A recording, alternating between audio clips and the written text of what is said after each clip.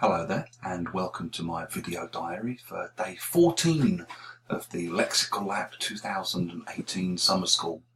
Today I was with my lovely A1-level Sicilian group, monolingual sort of elementary level group that we're teaching on our basic English course. And it was interesting today because I had my first lesson with this group on Tuesday.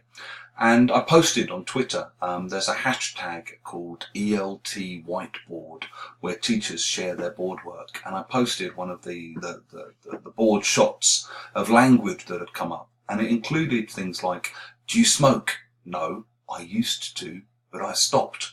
My dad used to sell fish. How long have you been smoking? A long time. How long have you been teaching? 40 years.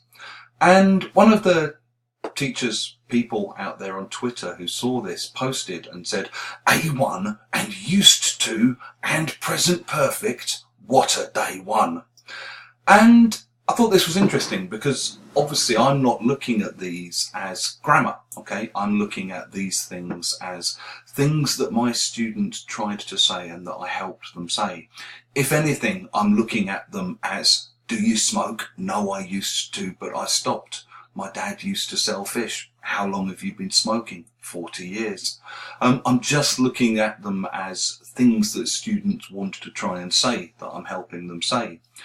I also feel very strongly that, particularly at low levels, grammar is learned bit by bit by bit by bit over time through exposure and through familiarity, and that the best way to ensure this kind of exposure and familiarity is basically just to talk to students and to help them say what they're trying to say and to think first and foremost about conversations.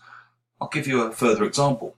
This morning I took my Sicilians on a little tour of one of my very favourite parts of London, Soho. And you might be wondering how you can do a tour of an area with students who are basically A1.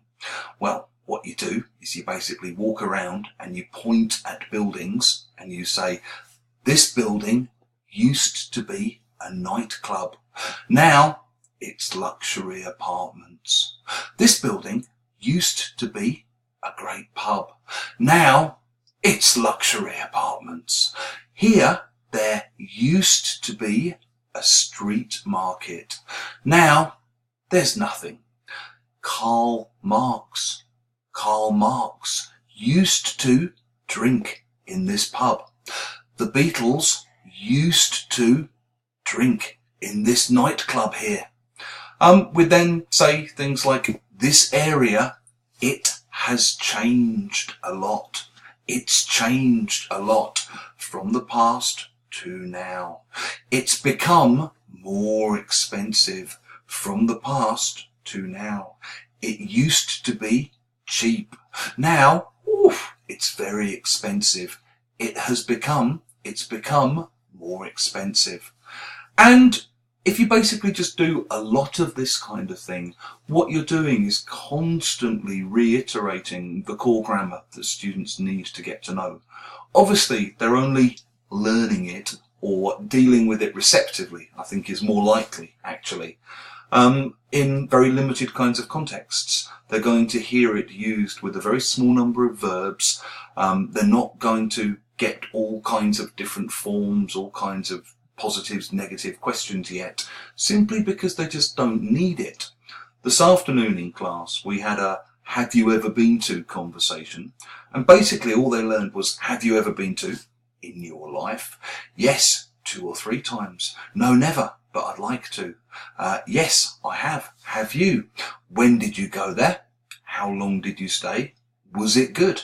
And that was it. We just basically learned those sentences to have conversations, and we had the conversations over and over again about different kinds of places, and then they asked me and I gave my answers, and there's a lot of modelling. And we used Outcomes Elementary as a loose basis for that, but primarily it was driven by the conversation. So again, it's possible so long as you don't think of this as teaching, the present perfect and teaching the past simple. It's basically teaching, have you ever been to? Yes, I went there.